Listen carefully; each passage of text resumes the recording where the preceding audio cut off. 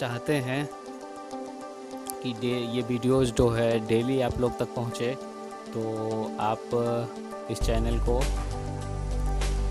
Subscribe कर सकते हैं। और इसे सब्सक्राइब करने के लिए आप YouTube ओपन कीजिए, और YouTube ओपन करने के बाद यहाँ पे सर्च पे क्लिक कीजिए। सर्च पे क्लिक करने के बाद यहाँ पे आप इन्फिनिटी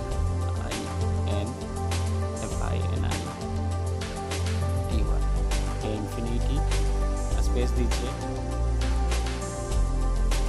स्टडी ये टाइप करने के बाद इसको सर्च कीजिए। और सर्च करने के बाद यहाँ पे इन्फिनिटी स्टडी पे क्लिक कीजिए, और क्लिक करने के बाद यहाँ पे आप इस चैनल पे क्लिक कीजिए, इन्फिनिटी स्टडी पे। और यहाँ पे देखिए आपको सब्सक्राइब का बटन दिख रहा है, तो आप यहाँ पे सब्सक्राइब कीजिए। और सब्सक्राइब करने के बाद यहाँ पे बेल आइकॉन दिख रहा है, तो बेल आइकॉन पे क्लिक कीजिए और यहाँ पे ऑल पे क्लिक कीजिए। ओके, अब ये आपको कोई भी नोटिफिकेशन मिलेगा तो आपको पहुँच जाएगी। ओके, तो इस तरह से आप चैनल को सब्सक्राइब कर सकते हैं। ओके, और इसके बाद आप लोग को नीचे प्लेलिस्ट दिखेगी। तो ये देखिए mission 10th state board exam. तो इस सेक्शन में 2 प्लेलिस्ट हैं, तो आपको मैथ और साइंस में से जिसकी भी क्लास करनी हो तो आप उस प्लेलिस्ट पे क्लिक कर सकते हैं। ओके, और क्लिक करने के बाद आप लोग को सारे वीडियो जो है सीरियल वाइज मिल जाएंगे और चैप्टर वाइज मिल जाएंगे। ओके, ये देखिए ये है जनरल साइंस के प्लेलिस्ट, और यहाँ पे ये मैथ्स के प्लेलिस्ट। ओके, तो आप जिसकी भी क्लास करनी चाहते हैं तो उसका प्लेलिस्ट पे क्लिक करके आप पूरा का पूरा वीडियोस देख सकते हैं। Hello guys, good morning everyone, welcome to Infinity Study first step of success. स्वागत है आप सभी का India's online education Infinity Study पे। और जैसा कि आप सभी जानते हैं, ये आदित्य इन्फिनिटी ग्रुप का ही एक हिस्सा है। तो चलिए करते हैं। सबसे पहले हम लोग होमवर्क जो कि मैं आपको रोज़ देता हूँ, उसके बाद फिर चलेंगे आपका नेक्स्ट टॉपिक पे। ओके, तो होमवर्क को स्टार्ट करने से पहले आपको बता दें कि मंडे से सैटरडे के बीच जो है आपका ये कंटिन्यू 10 बजे से जो है सेशन चलता है, जिसमें हम लोग डिस्कस करते हैं जनरल साइंस को। और ये जो है आपका लगभग सभी बोर्ड एग्ज़ाम के लिए जो है इम्पोर्टेंट है। ओके, चाहे वो फिर बिहार बोर्ड हो, बंगाल बोर्ड हो, या फिर और सारे, ठीक है, एक्सेट्रा एक्सेट्रा। ओके, यानी जहाँ पे भी आपको हिंदी NCERT की किताब जो है पढ़ाई जाती है, वो सारे बोर्ड के लिए ये इम्पोर्टेंट है। ओके, चलिए तो सेशन को स्टार्ट करते हैं।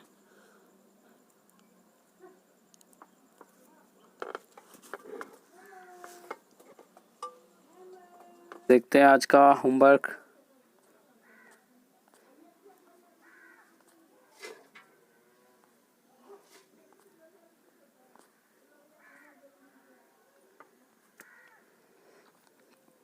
ओके, तो ये रहे आपके होमवर्क जो कि मैंने कल आपको दिया था। ओके,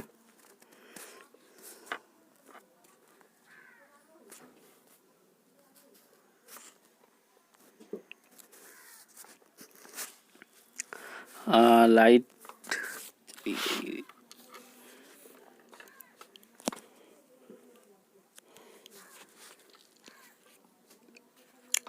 ओके, तो चलिए यहाँ पे देखते हैं हम लोग। सबसे फर्स्ट क्वेश्चन जो है आपका सोडियम को केरोसिन में डुबाकर क्यों रखा जाता है। तो यहाँ पे बात करें सोडियम को, तो मैंने आपको 3 मेटल बताए थे जिसको कि केरोसिन में डुबा के रखा जाता है। तो ऐसा ज़रूरी नहीं है कि सिर्फ सोडियम ही लिखा है तभी आप जो है आंसर करना, और अन्यथा ऐसा मत करना, ठीक है। यहाँ पे जो है बात करें तो यहाँ पे 3 मेटल है जिसको कि केरोसिन में डुबा के रखा जाता है। तो बात करें पहला मेटल की, तो यहाँ पे आपका लिथियम है, और यहाँ पे पोटेशियम है और सोडियम, ठीक है। ये तीनों मेटल को सोडियम में डुबा के रखा जाता है, और ये तीनों मेटल को इसलिए केरोसिन में डुबा के रखा जाता है। सॉरी, यहाँ पे सोडियम को नहीं, सोडियम में नहीं, तो यहाँ पे मतलब ये तीनों मेटल को केरोसिन में इसलिए डुबाया जाता है क्योंकि ये जो है ना, ये तीनों मेटल जो है काफ़ी ज़्यादा अभिक्रियाशील होते हैं, और ये काफ़ी तेज़ी से जो है ऑक्सीजन के साथ अभिक्रिया करता है और जलने लगता है। ठीक है, यानी क्या करता है, ये जलने लगता है, यानी अत्यधिक ऊर्जा के कारण जो है ना ये जलने लगता है। ठीक है, तो इसीलिए जो है इस मेटल को जलने से बचाने के लिए जो है केरोसिन में डुबा के रखा जाता है। ठीक है, बात करें आपका नेक्स्ट क्वेश्चन की, तो नेक्स्ट क्वेश्चन है आपका उस अभिक्रिया के लिए समीकरण लिखिए। तो कौन सा अभिक्रिया के लिए समीकरण लिखना है यहाँ पे, भाप के साथ आयरन और जल, और यहाँ पे किसका, जल के साथ कैल्शियम तथा पोटेशियम। तो सबसे पहले हम लोग देखेंगे भाप के साथ आयरन, उसके बाद देखेंगे जल के साथ कैल्शियम और पोटेशियम। तो इन दोनों का बात करें अगर, तो ये दोनों के साथ मैंने अभिक्रिया आपको बता दिया था पहले ही, कल के ही क्लास में। अगर आप देखना चाहते तो यहाँ से आपका यूट्यूब पे जो है डिस्क्रिप्शन में एक लिंक है जिसके थ्रू आप व्हाट्सएप पे ज्वाइन कर सकते हैं। ओके, वहाँ पे मैंने PDF जो है दिया हुआ है, तो वहाँ से आप देख सकते हो। ठीक है, ये PDF जिसके थ्रू मैं आपको बता रहा हूँ, जिसके द्वारा, तो यही PDF जो है वहाँ पे दिया हुआ है आपका व्हाट्सएप ग्रुप में, तो वहाँ से आप देख सकते हो। ओके, तो चलिए देखते हैं ये अभिक्रिया आपका, ये देखिए,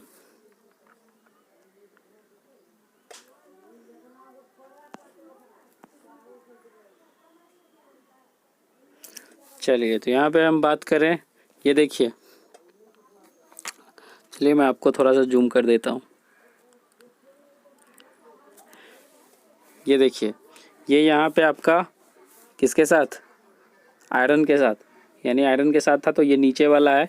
ठीक है, तो ये आयरन के साथ क्या है, अभिक्रिया है। ठीक है, और आयरन के साथ और जल के साथ, जल जो है यहाँ पे किस रूप में है, यहाँ पे जल जो है गैस, यहाँ पे देखिए G लिखा हुआ है, यानी गैस रूप में, यानी वाष्प के रूप में है। यहाँ पे आपको मैंने बताया था 3 मेटल जो कि ना तो ठंडा जल से अभिक्रिया करती है और ना ही गर्म जल से अभिक्रिया करती है। ये केवल किससे अभिक्रिया करती है, वाष्प से अभिक्रिया करती है, मैंने आपको बताया था।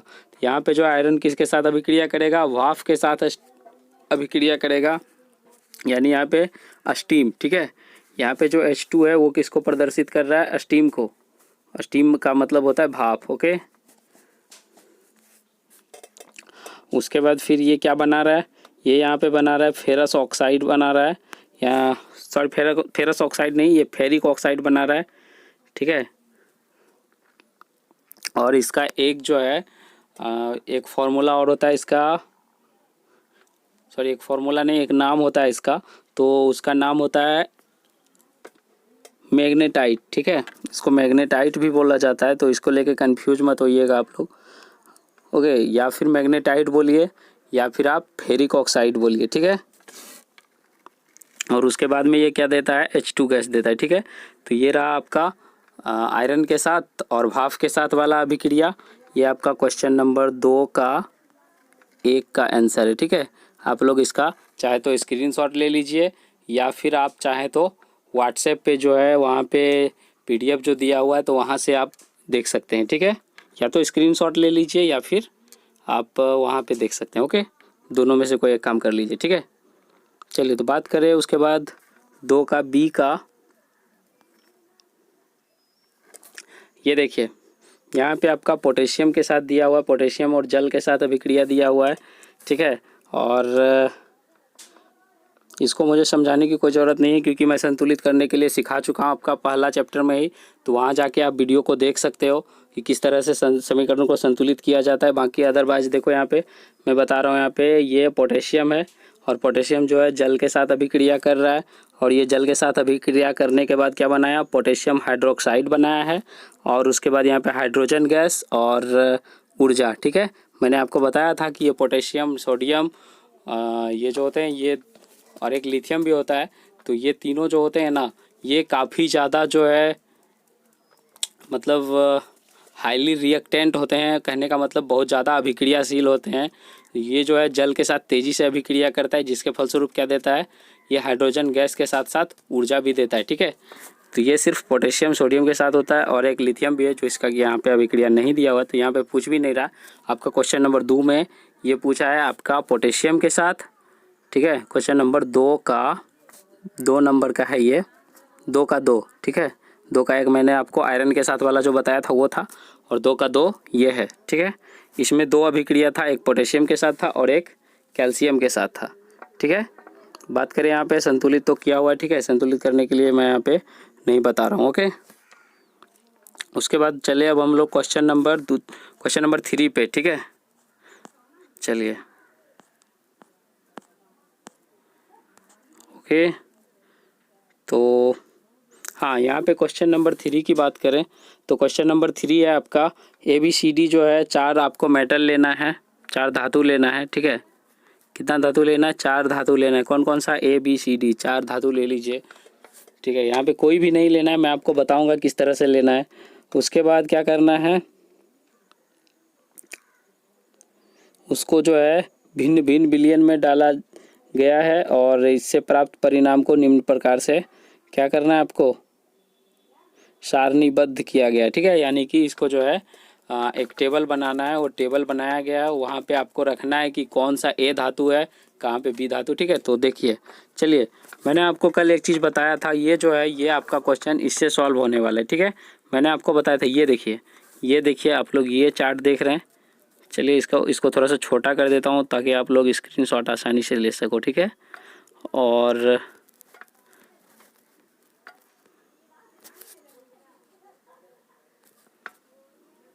चलिए आप लोग इसका स्क्रीनशॉट ले लीजिए। ठीक है,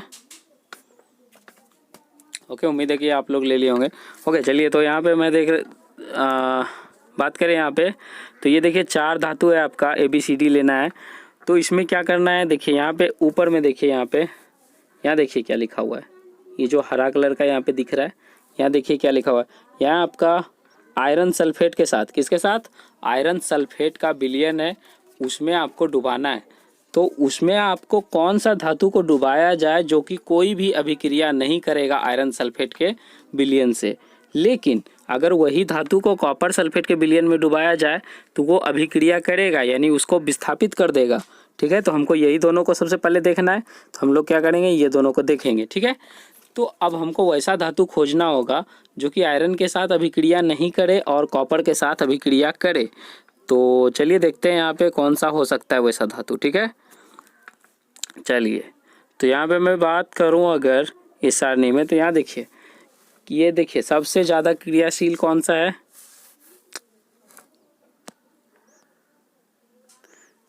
चलिए मेरा इतना से काम हो जाएगा। ओके, यहाँ पे बात कर रहे हैं अगर, तो सबसे ज़्यादा अभिक्रियाशील कौन है, यहाँ पे है पोटेशियम, उसके बाद है सोडियम। ठीक है, तो उससे कम कौन है, यानी कि यहाँ पे हमको देखना क्या है, आयरन से वो अभिक्रिया नहीं करे। तो आयरन से अभिक्रिया कौन नहीं करेगा, ये नहीं करेगा आपका PB, जिसको कि क्या बोलते हैं हम लोग, लेड बोलते हैं, सीसा बोलते हैं। आयरन से अभिक्रिया नहीं करेगा क्योंकि इसकी अभिक्रियाशीलता आयरन से कम होती है, इसलिए ये आयरन से अभिक्रिया नहीं करेगा। लेकिन ये कॉपर से अभिक्रिया करेगा क्योंकि कॉपर की अभिक्रिया जो है इससे अधिक है। कॉपर की अभिक्रिया जो है PB की अभिक्रिया जो है ये क्या है, कॉपर से ज़्यादा है। ठीक है, अगर मैं बात करूं कॉपर के तुलना में, तो कॉपर की अभिक्रियाशीलता क्या है, ये जो है कम है, ये कम अभिक्रियाशील है। ओके, और ये जो है लेड वाला जो है ये क्या है, ज़्यादा है। ओके, ये ज़्यादा है। ठीक है, तो इसमें ज़्यादा कौन अभिक्रियाशील है, PB, किसके तुलना में, कॉपर के तुलना में। लेकिन यही जब मैं बात कर रहा हूँ आयरन के तुलना में, तो आयरन वाला के हिसाब से कौन सा है, ये जो है इससे कम है, यानी आयरन जो है, आयरन क्या है, आयरन PB से भी अधिक है, PB से भी ज़्यादा है। ठीक है, यहाँ पे अगर इन तीनों में बात करें तो सबसे ज़्यादा कौन है, सबसे ज़्यादा है आपका आयरन। ओके, सबसे ज़्यादा आयरन, उसके बाद है आपका ये PB जिसको कि लेड बोलते हैं, उसके बाद फिर आपका आता है कॉपर। यहाँ पे मैं बात कर रहा हूँ सिर्फ 3 में। ठीक है, तभी तो ये आयरन के साथ अभिक्रिया नहीं करेगा, लेकिन कॉपर के साथ अभिक्रिया करेगा। ठीक है, यहाँ पे मैंने हाइड्रोजन को इसलिए नहीं लिया क्योंकि हाइड्रोजन जो होता है ना, एक्चुअली ना तो ये कभी कभी मेटल का गुण को भी दर्शाता है और कभी कभी नन मेटल का गुण को भी दर्शाता है, यानी कभी कभी धातु का गुण भी दर्शा देता है और कभी कभी अधातु का गुण भी दर्शा देता है, इसलिए इसको जो है मैं नहीं ले रहा हूँ। ठीक है, तो यहाँ पे आपका फर्स्ट नंबर पे हो जाएगा, ए नंबर पे क्या हो जाएगा, ए नंबर पे आप रख सकते हो क्या, पीबी। ठीक है, इसको आप लोग याद रखिएगा।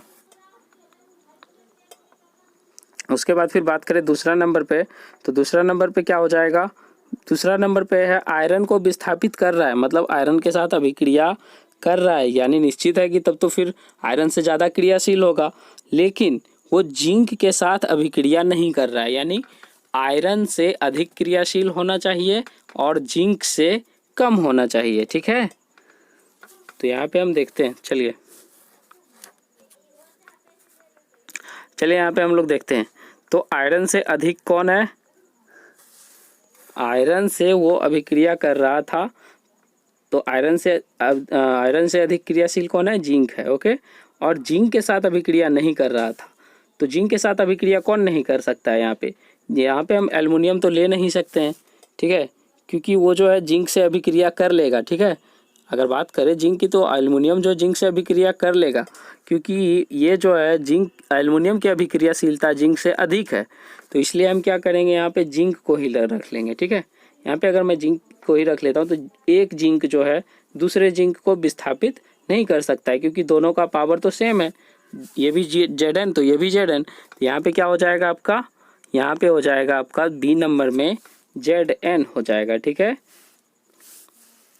ये आप लोग याद रखिएगा। आपका फर्स्ट क्या था, Pb था, बी नंबर पे क्या था, Zn था। उसके बाद फिर आपको क्वेश्चन नंबर सी, यानी आयरन के साथ अभिक्रिया नहीं करता है, कॉपर के साथ भी अभिक्रिया नहीं करता है और आपका जिंक के साथ भी अभिक्रिया नहीं करता है, सिर्फ सिल्वर के साथ अभिक्रिया कर रहा है यहाँ पे। ठीक है, तो यहाँ पे हमको देखना है कि सिल्वर से जो है कौन सा अधिक है। तो यहाँ पे मैं बात करूँ अगर सिल्वर की,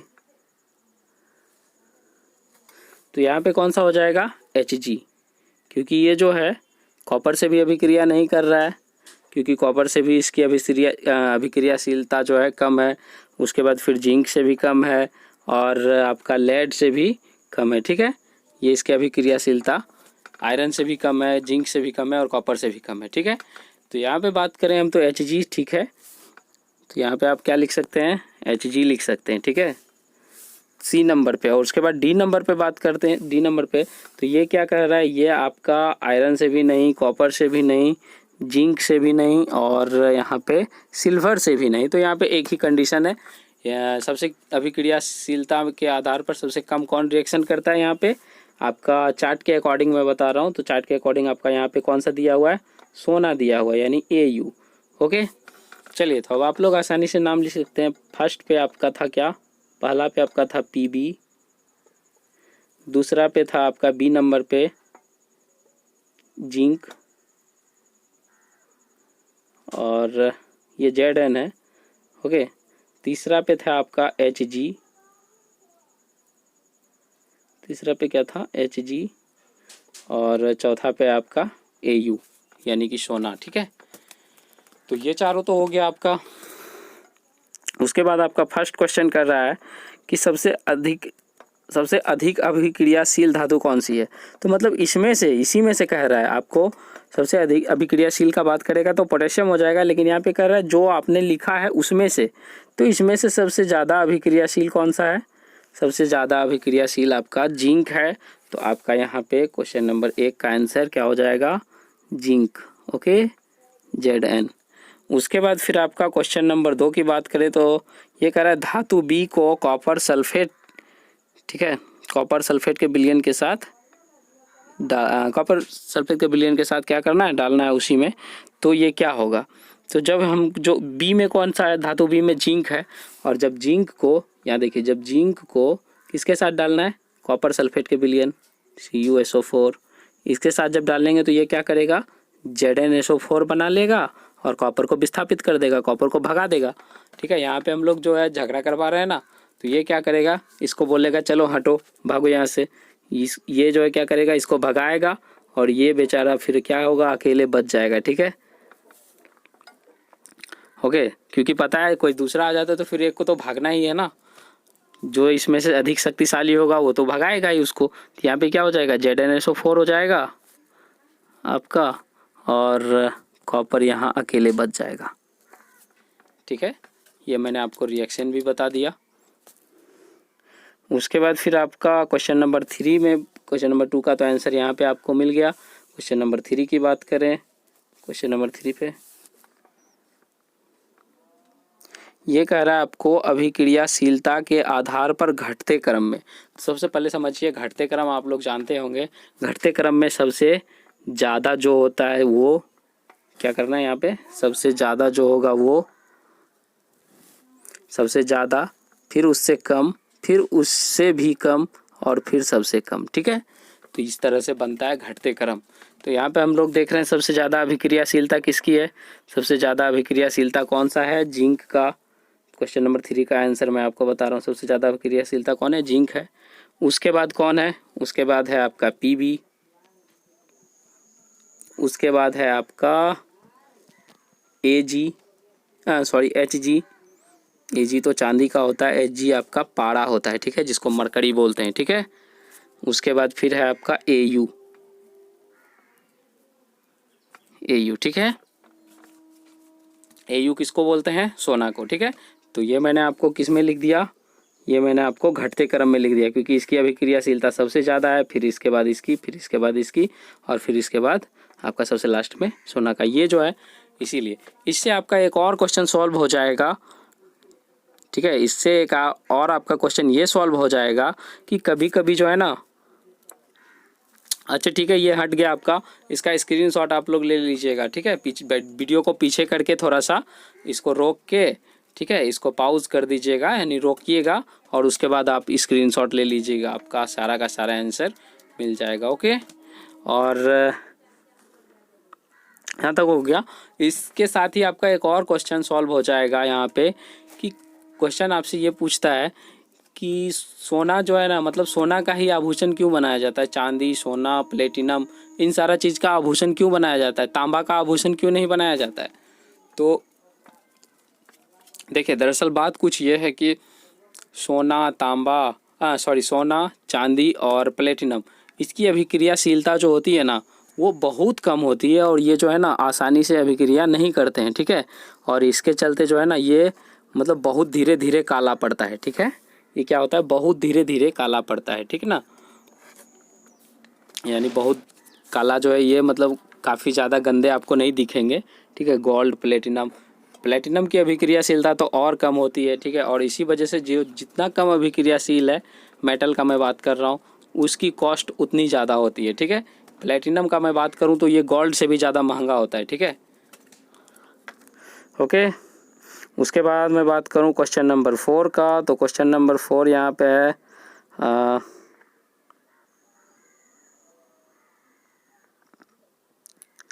ये देखिए, आपको कह रहा है किसके साथ, तनु हाइड्रोक्लोरिक अम्ल के साथ अभिक्रिया करवाने के लिए कह रहा है। ठीक है, चलिए क्वेश्चन नंबर 4 है आपका।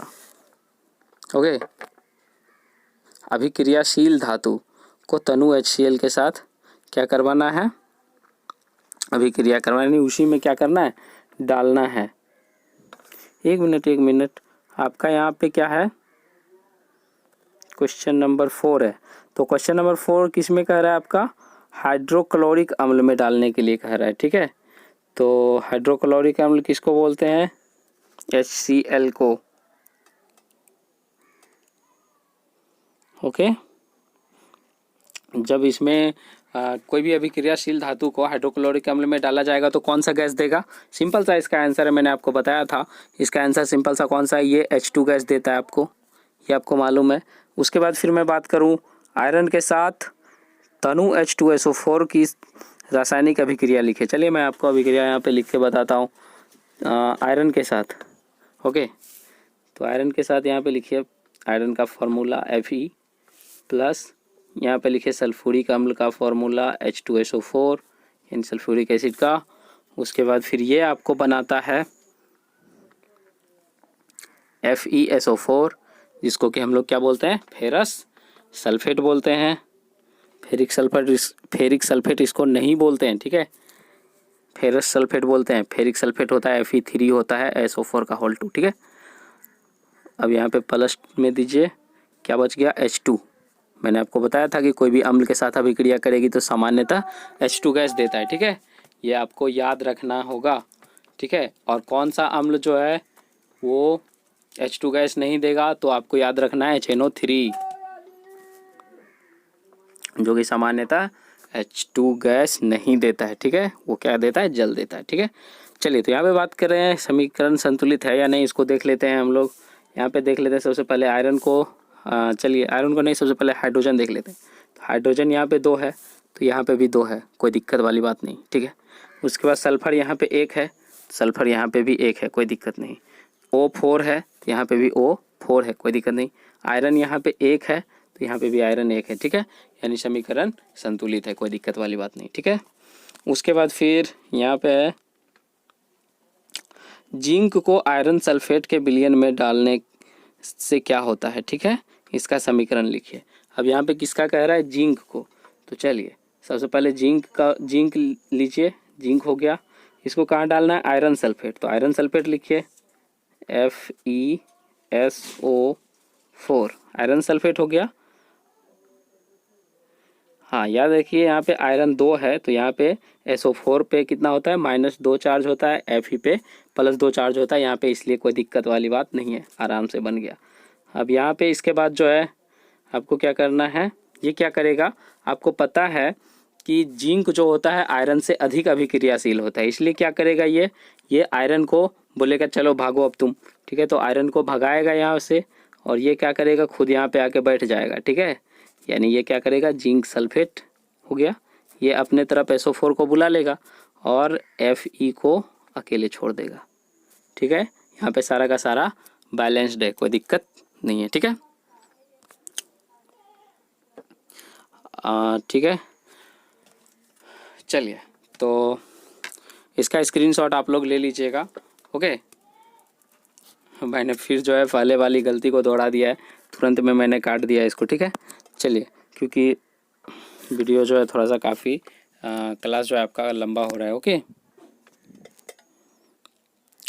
उसके बाद फिर बात करें अगर यहाँ पे, अब हम लोग चलिए चलते हैं आज के टॉपिक की तरफ।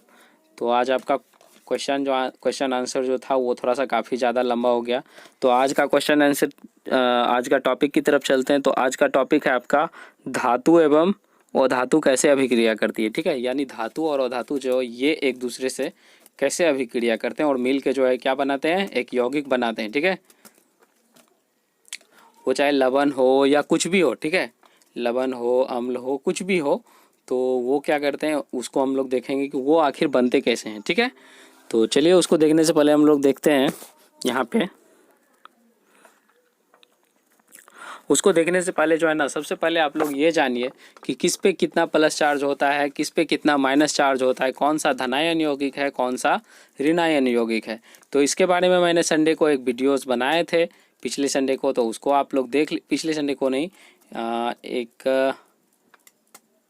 आप लोग जो है ना, ये मतलब सर्च कीजिएगा हाउ टू, हेलो, हाँ, आवाज़ आ रही होगी आप लोग को, चलिए ठीक है, थोड़ा सा आवाज़ का प्रॉब्लम हो गया था। चलिए, तो यहाँ पे हम लोग देखते हैं, आप लोग यहाँ पे सर्च कीजिएगा मेरा इन्फिनिटी स्टडी, उसके बाद जो है जनरल साइंस का प्लेलिस्ट में जाइएगा, तो आपको एक संडे स्पेशल का नाम से वीडियोज़ मिलेगा, तो उसमें आप लोग देख लीजिएगा कि रासायनिक फार्मूला जो है किस तरह से बनता है, रासायनिक सूत्र कैसे बनाएं, तो वो आपको देखना है। उसमें आप लोग को पता चल जाएगा कि कौन सा यौगिक पे कितना प्लस चार्ज होता है, कितना माइनस चार्ज होता है, ठीक है। उसमें मैंने आपको एक लिस्ट प्रोवाइड किया है, तो उसको आप लोग देख लीजिएगा। तो इस तरह से जो है यौगिक बनाते हैं, ठीक है। और चलिए, तो यहाँ पे हम लोग देखते हैं एक चीज़, यहाँ पे और ज़्यादा आपको यहाँ पे इम्पोर्टेंट नहीं है, यहाँ पे एक चीज़ इम्पोर्टेंट है आपका,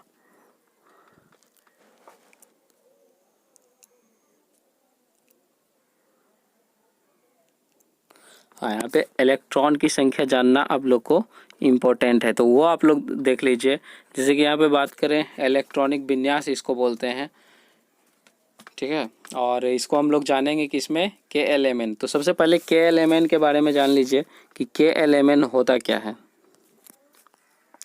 तो यहाँ पे मैं बात करूँ KLMN की, तो K में जो है सबसे अधिक इलेक्ट्रॉन की संख्या, कितना इलेक्ट्रॉन रह सकता है, ज़्यादा से ज़्यादा इसमें 2 रह सकता है।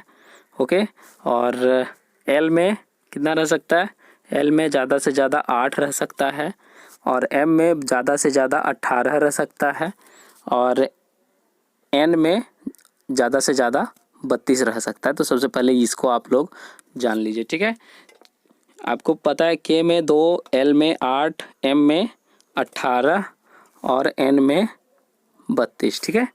ये आपका, ठीक है। अब यहाँ पे हम लोग देखते हैं कि यहाँ पे जो कौन सा है नेगेटिव है, कौन सा पॉजिटिव, इसके बारे में हम लोग जानने से पहले क्या करेंगे, सबसे पहले उसका इलेक्ट्रॉनिक विन्यास देखेंगे, ठीक है। जैसे कि यहाँ पे मैं अगर हीलियम का बात करूँ तो हीलियम का क्या होता है, 2 होता है और ये यहीं पे सिमट गया। ओके, हीलियम जो यहीं पे सिमट गया, इसमें कुछ भी एक्स्ट्रा नहीं बचा, तो ये जो है अस्टेबल गैस है, यानी ये अस्थाई गैस है, ठीक है। तो अस्थाई गैस हो गया।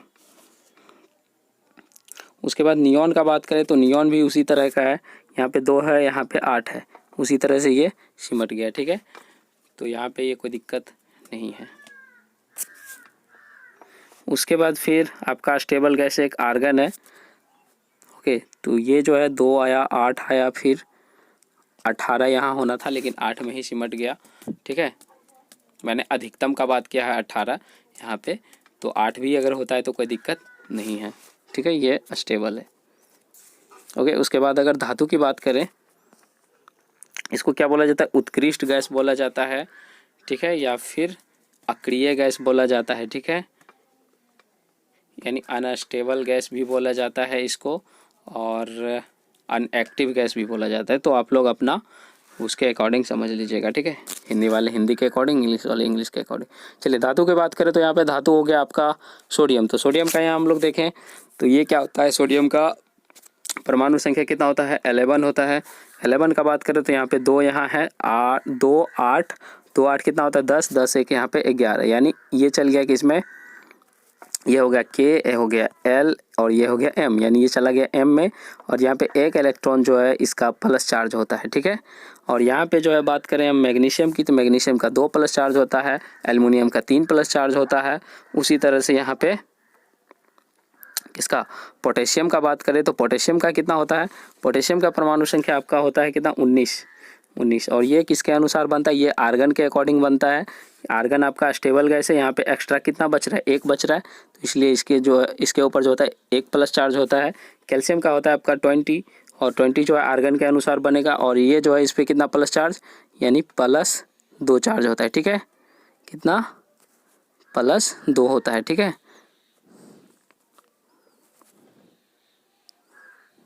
यहाँ पे +2 होता है। ओके, चलिए, तो ये हो गया आपका इलेक्ट्रॉन का, धातु का।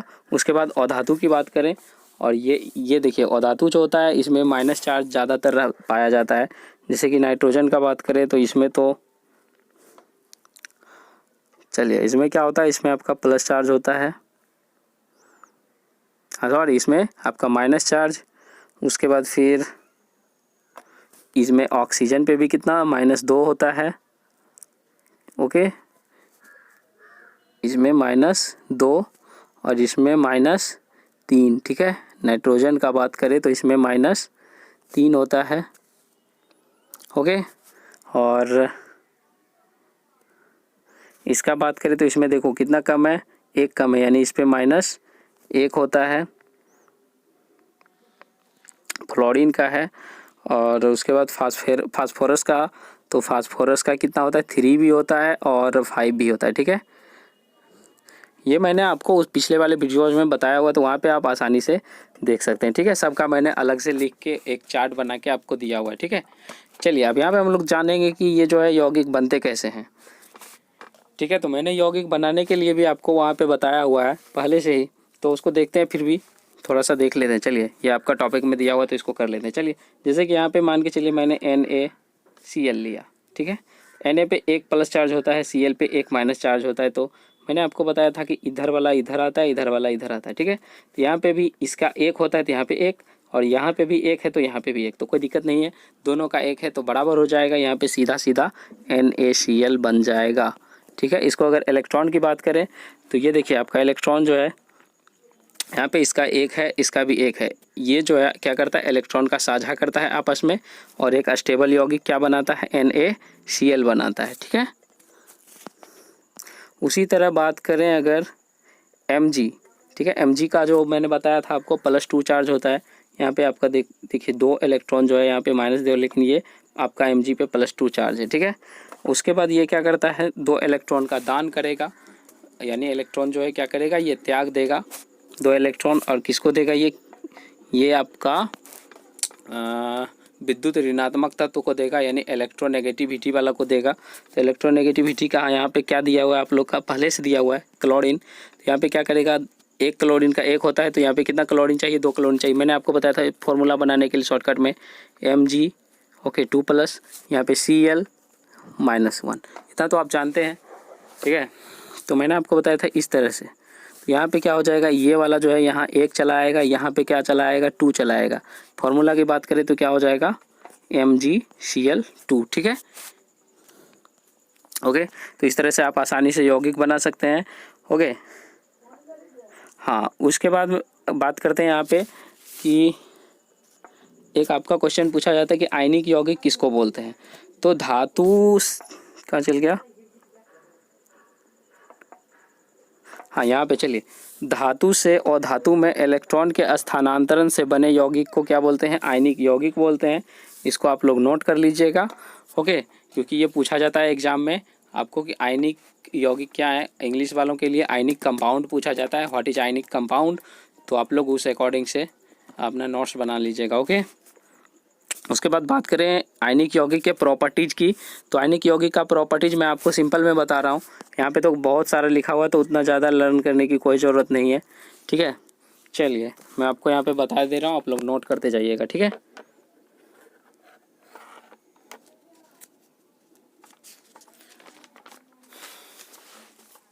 ओके, तो यहाँ पे देखिए इसकी प्रॉपर्टीज़ की बात करें तो इसका गलनांक और क्वथनांक दोनों उच्च होते हैं। ठीक है, क्या होता है, गलनांक, इसका गलनांक, ठीक है, और क्या, क्वथनांक। ठीक है, ये दोनों क्या होते हैं, हाई, यानी उच्च होंगे। ठीक है, यानी इसको जो है बहुत ज़्यादा टेम्परेचर चाहिए इसको गलाने के लिए या फिर इसको उबालने के लिए। ठीक है, उसके बाद फिर क्या है, इसका 1 नंबर दे के लिख लीजिएगा, प्रॉपर्टीज ऑफ आयनिक कंपाउंड, और हिंदी में आप लोग लिख सकते हैं आयनिक यौगिक के गुणधर्म। ठीक है, इसके बाद 2 नंबर दे के लिखिएगा आप लोग, यहाँ पे 2 नंबर दे के लिख सकते हैं आपका, ये क्या होता है, जल में घुलनशील होता है। ठीक है, जल में घुलनशील। ठीक है, मैं पूरा नहीं लिख रहा हूँ, आप लोग पूरा नोट्स बनाइएगा, लिख लीजिएगा। ओके, उसके बाद क्वेश्चन नंबर 3 की बात करें। ओके, क्वेश्चन नंबर नहीं, यहाँ पे पॉइंट नंबर 3 की बात करें। पॉइंट नंबर 3 तो यहाँ पे आप लिख सकते हैं कि ये क्या होता है, ये जो होते हैं ना, ये ठोस होते हैं। कैसे होते हैं ये ठोस के रूप में उपस्थित होते हैं। ओके, और थोड़े कठोर होते हैं, इसको आप लोग इस तरह से लिख सकते हैं। ये जो है पूरा कठोर नहीं होता है, ये ठोस के रूप में होते हैं, और यह थोड़ा कठोर होता है। इस तरह से आप लोग लिख लीजिएगा, क्या होता है, ये थोड़ा कठोर, थोड़ा कठोर। ओके,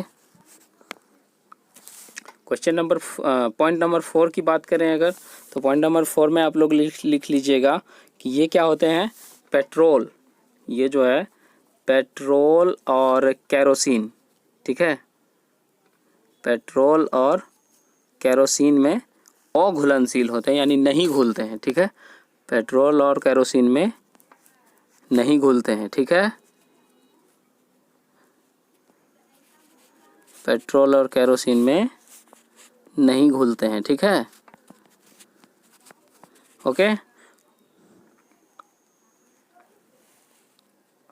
चलिए उसके बाद पॉइंट नंबर 5 की बात करें तो ये क्या होते हैं,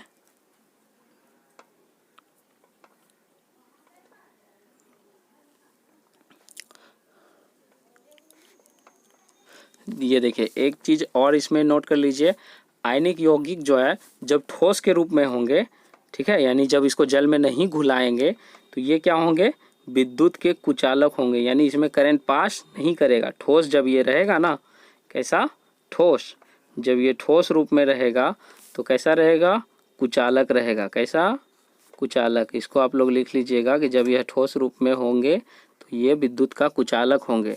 और इसी में आप लोग लिख लीजिएगा, और जब यह जल में, ओके, और क्या होगा, और यह जब जल में घुलनशील होगा, और क्या होगा, जब जल में इसको, और जब जल में इसको घोलेंगे तब क्या हो जाएगा, ये सुचालक बन जाएगा। ठीक है, जब ये घुलेगा तो ये क्या हो जाएगा, सुचालक हो जाएगा। ओके, क्या हो जाएगा, सुचालक हो जाएगा। ओके, तो ये पॉइंट है, इसका आप लोग स्क्रीनशॉट ले लीजिए। ओके, ये आपको नोट्स बनाने में हेल्प करेंगे, या फिर आप वीडियो को थोड़ा सा रोक रोक के जो है पॉज कर करके देख सकते हैं। ठीक है, और एक बात आपको मैं बार बार बोल रहा हूँ, रिपीट कर रहा हूँ, किसी भी तरह का कोई भी दिक्कत आता है आपको, नो डाउट, नो प्रॉब्लम, कोई दिक्कत नहीं, आप बेझिझक जो है कमेंट कर सकते हैं, आपको रिप्लाई मिलेगा। ठीक है, 100% आप, मैं रिप्लाई देने का कोशिश करूँगा। ठीक है, चलिए तो बात करें इसके बाद यहाँ पे, तो यहाँ पे और ज़्यादा कुछ नहीं है। ओके, ये देखिए आपका कुछ जो है गलनांक और क्वथनांक दिया गया कुछ यौगिक का, जैसे कि NaCl का यहाँ पे मान के चलिए NaCl है तो इसका गलनांक है, सॉरी NaCl है तो इसका गलनांक ये रहा, क्वथनांक ये रहा। ठीक है, यानी इतना पे क्या होता है, इसका ये मेल्टिंग पॉइंट है। ठीक है ना, और ये जो है इसका क्या है, बॉइलिंग पॉइंट है। ठीक है, ये इंग्लिश वालों के लिए है तो उसको भी साथ में लेके चलना है यार।